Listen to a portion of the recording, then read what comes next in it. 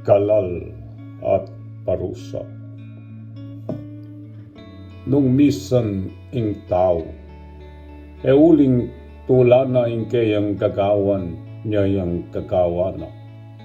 Nune tutulak dere nga tuang puwersa, ilapin di galal, ampon iparusa. Tao magsikap yang mipala, mirangal, at king kawang mayap magnasang matangal. Mandatang ingaldo iya namang mialal, at mipuk magkamit king matas agalal.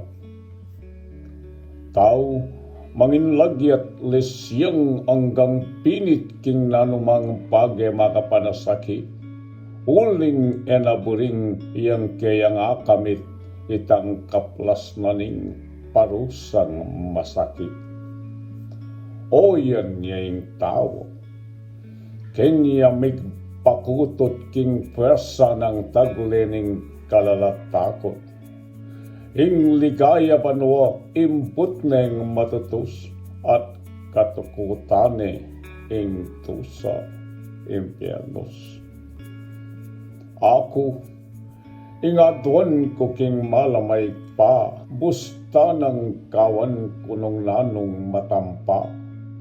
Taktan ko ing sukat, ate napabala nung ingakamtan ko, lungkot man o tula. Nung balang tapat ko, pangimutat galo, tuklo king takot king parusang masaklo, o kaya galal king masayang paraiso, mistula kong lili, king kakong talento. Nung balang tapat ko at yuking tuntunan, lalam na ning galal ampon kaparusan. Kasi may ngari kong pupetong pialungan ning tatalan leting ketang makapampam. Manyaman king loob ko ing mituk lipatod at sambang taimtim king Diyos sa malugod. Ewulining takot o galal amat bud, nun ewuling iti iyang kawang makatun.